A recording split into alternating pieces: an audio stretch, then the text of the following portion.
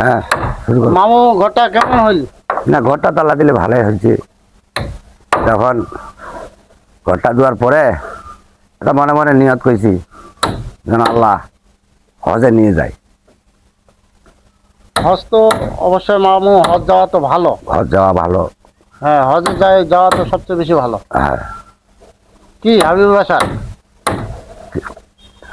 ভাই আমার কাছে পরামর্শ দিয়ে চান, আমার পরামর্শ মতো হইলো কথা কি, যে একটা মানুষ যে হজে যাবে, হজে যাওয়ার আগে কিন্তু তাকে চিন্তা করার দরকার যে আশেপাশের লোক খায় আছে কিনা, না খায় আছে কিনা।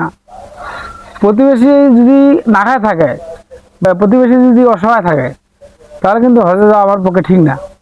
আগে দেখতে হবে যে আপনাদের পাশে যে 40টা বাড়ি, তারা কি অসহায়, দরিদ্রতা বা রোগে শোকে আছে নাকি, কেউ অচলায় আছে নাকি, তাদেরকে দেখে কিন্তু হজ করার দরকার।